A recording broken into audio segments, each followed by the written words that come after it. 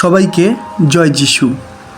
প্রভু যিশু খ্রিস্টের শক্তিশালী নামে আমি আপনাদের প্রত্যেককে হৃদয় দিয়ে স্বাগত জানাচ্ছি আমার এই চ্যানেল জীবন্ত ঈশ্বরের মণ্ডলীতে। আশা করি প্রভুর আশীর্বাদে আপনারা প্রত্যেকেই সুস্থ সবল আছেন। তাই হোক, আমেন। একমাত্র ঈশ্বরেরই গৌরব হোক, আমেন। আমি ঈশ্বরকে ধন্যবাদ দিই সেই অল্প কয়েকজন মানুষের জন্য যারা প্রতিদিন এই চ্যানেলের মাধ্যমে ঈশ্বরের জীবন্ত বাক্যের শিক্ষায় শিক্ষিত হচ্ছেন ও প্রতিনিয়ত ঈশ্বরের ধন্যবাদ ও গৌরব করছেন। ঈশ্বরের শান্তি আপনাদের প্রত্যেকেরই গৃহে বর্তুক, আমেন। তাই তো আমি বারবারই বলে থাকি যে যেমন আপনারা এই জীবন্ত বাক্যের শিক্ষায় শিক্ষিত হচ্ছেন, তেমনিভাবে এই শিক্ষাগুলো পৌঁছে দিন নতুন নতুন মানুষের কাছে, যেন তারাও সত্য জানতে পারে। কেননা এইটাই ঈশ্বরের ইচ্ছা। তাই ঈশ্বরের ইচ্ছাই সিদ্ধ হোক, আমেন। আসুন আমরা প্রার্থনা করে আজকের অনুষ্ঠানটা শুরু করি। প্রভু গো, তোমায় ধন্যবাদ দিই, কেননা তুমি আমাদের প্রত্যেককে মনোনীত করেছো। অন্ধকারের কর্তৃত্ব থেকে উদ্ধার করে তুমি তোমার আপন প্রেমভূমি পুত্রের রাজ্যে নিয়ে এসেছো। তাই তোমায় ধন্যবাদ।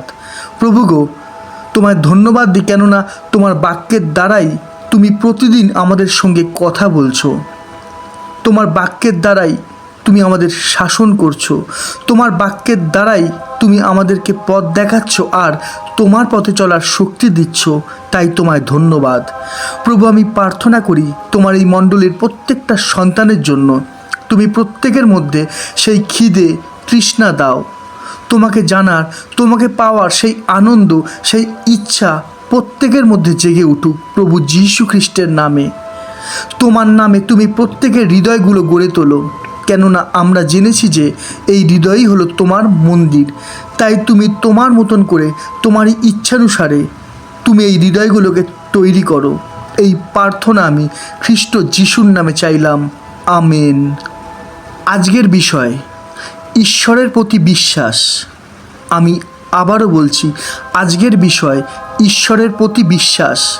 আজকের বিষয়টা বোঝার আগে প্রথমে আমাদের জানতে হবে যে বাইবেল অর্থাৎ ঈশ্বরের বাক্য থেকে আমরা জানতে পেরেছি যে বিশ্বাস ফল উৎপন্ন করে, তাই না? অর্থাৎ একটা মানুষ প্রার্থনার উত্তর পেয়ে থাকে শুধুমাত্র তার বিশ্বাসের জন্য। কেননা প্রভু বলতেন যে তোমার বিশ্বাস তোমাকে সুস্থ করলো, তোমার বিশ্বাস তোমাকে মুক্ত করলো, তাই না? অর্থাৎ এক কথায় বিশ্বাস ফল উৎপন্ন করে। আমি আবারও বলছি, বিশ্বাস ফল উৎপন্ন করে। কিন্তু আমাদের মাথায় রাখতে হবে যে জগতের অধিপতি শয়তান, শয়তানের কাজ একটাই, সে আমাদের বিশ্বাসের উপর আঘাত করবে। হ্যাঁ, শয়তান সে আমাদের বিশ্বাসের উপর আঘাত করবে। আর তাই তো লেখা আছে, আমরা দেখি 1 পিতর 5:8 তোমরা প্রবুদ্ধ হও, জাগিয়ে থাকো, তোমাদের বিপক্ষ দিয়াবল গর্জনকারী সিংহের ন্যায় কাহাকে গ্রাস করিবে তাহার অন্বেষণ করিয়া বেড়াইতেছে। বিষয়টা হালকাভাবে নিলে চলবে না, কেননা লেখা আছে সে অন্বেষণ করছে, অর্থাৎ সে খুঁজছে। সে কখনোই চায় না যে আমরা প্রার্থনার উত্তর পাই, ঈশ্বর আমাদের মধ্যে গৌরবান্বিত হোক, তার উপস্থিতি আমাদের মধ্যে প্রকাশ পাক। কেন এমন হয়? শয়তান কেন এমন করে? কারণ একটাই, হ্যাঁ, কারণ একটাই, শয়তান বিশ্বাসকে ভয় পায়। আমি আবারও বলছি, শয়তান বিশ্বাসকে ভয় পায়। শয়তান জানে যে একটা খ্রিস্ট বিশ্বাসীর জীবনে বিশ্বাসের কতটা মূল্য, যা আমরা এখনও ঠিকভাবে জানতে পারিনি।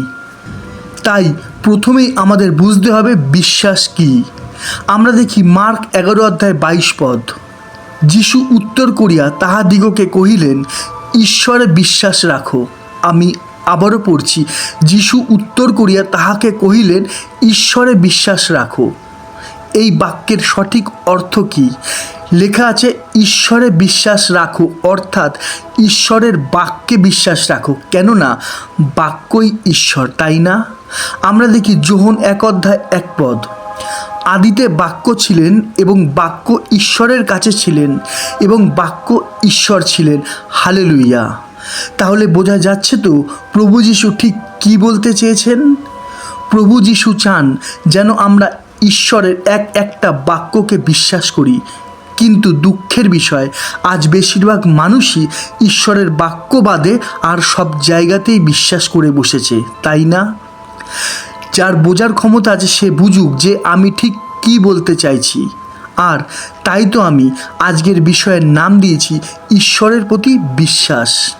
আজ যদি জিজ্ঞাসা করা হয় যে আমরা কে কে ঈশ্বরকে বিশ্বাস করি, আমরা হাত তুলি, তাহলে প্রত্যেকটা মানুষই দুই হাত তুলে নাচতে থাকবে, তাই না? কিন্তু ঈশ্বরকে বিশ্বাস করার আসল অর্থ কয়জন জানে? আর তাই তো ঈশ্বরের বাক্যের দ্বারাই আমরা জানতে পারলাম যে ঈশ্বরকে বিশ্বাস করার অর্থই হলো ঈশ্বরের বাক্যকে বিশ্বাস করা। দেখুন, এখানে একটু বোঝার চেষ্টা করুন। আমি যদি কাউকে ভালোবাসি, আমি যদি কাউকে বিশ্বাস করি, তার মানে কি? তার মানে তো একটাই, যে আমি তার প্রত্যেকটা কথা শুনবো, তাই না? কেননা আমি তাকে ভালোবাসি, আমি তাকে বিশ্বাস করি। কিন্তু ঈশ্বরের ক্ষেত্রে কি হয়ে থাকে? প্রচুর মানুষই বলে যে আমি ঈশ্বরকে ভালোবাসি, আমি ঈশ্বরকে বিশ্বাস করি, তাই তো রোজ মোমবাতি জ্বালি, তাই তো গলায় ক্রুশের লকেট পরে আছি। একেই তো বলে বিশ্বাস, একেই তো বলে ভালোবাসা, তাই না? আর প্রভু যীশু তো এই জন্যই বলেছিলেন, আমরা দেখি লুক 6:46 আর তোমরা কেন আমাকে হে প্রভু বলিয়া ডাকো, অথচ আমি যাহা যাহা বলি তাহা করো না। কি বিষয়টা আস্তে আস্তে পরিষ্কার হচ্ছে তো? বোঝা যাচ্ছে তো ঈশ্বরের প্রতি বিশ্বাসের অর্থ কি? যদি ভালো লেগে থাকে তাহলে ঈশ্বরকে একটা ধন্যবাদ দিন, কেন না? এখন আমরা প্রবেশ করব ঈশ্বরের বাক্যের গভীরে। হালেলুইয়া! দেখুন, বিষয়টা ভালো করে বোঝার চেষ্টা করুন। দেখবেন আমরা কখনোই কোনো অচেনা লোককে বিশ্বাস করতে পারি না, তাই না?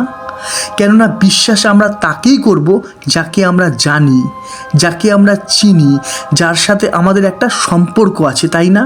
একটু বোঝার চেষ্টা করুন আজ কি হচ্ছে। সারা বছর ঈশ্বরের সাথে কোনো সম্পর্ক নেই, কিন্তু যেই জীবনে সমস্যা আসলো সেই প্রার্থনা চাইলাম আর বলতে থাকলাম যে আমি ঈশ্বরকে বিশ্বাস করি, আমি ঈশ্বরকে ভালোবাসি।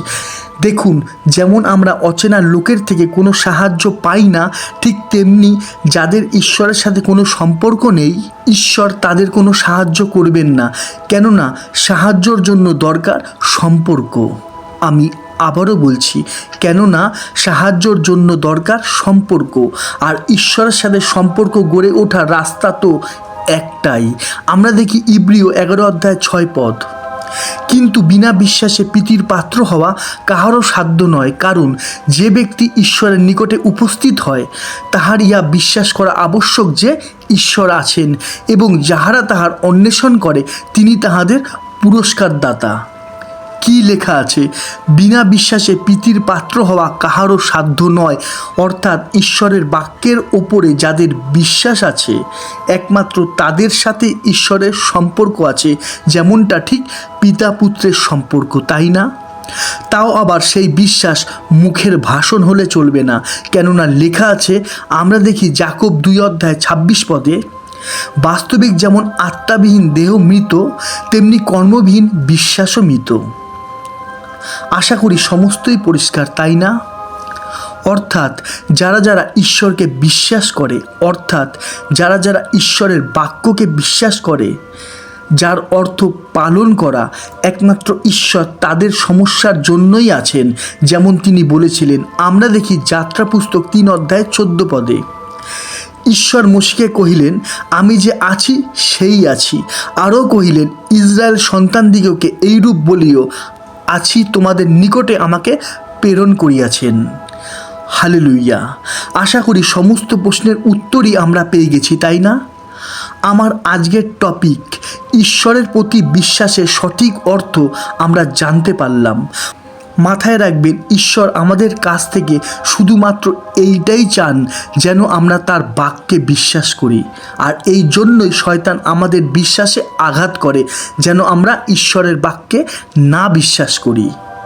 মানছি শয়তান শক্তিশালী, মানছি শয়তান খুব চালাক, কিন্তু শয়তান ও তার শক্তিকে নষ্ট করার একমাত্র উপায় হলো ঈশ্বরের প্রতি বিশ্বাস। আমি আবারও বলছি, শয়তান আর শয়তানের শক্তিকে নষ্ট করার একমাত্র উপায় হলো ঈশ্বরের প্রতি বিশ্বাস, অর্থাৎ ঈশ্বরের বাক্যের প্রতি বিশ্বাস।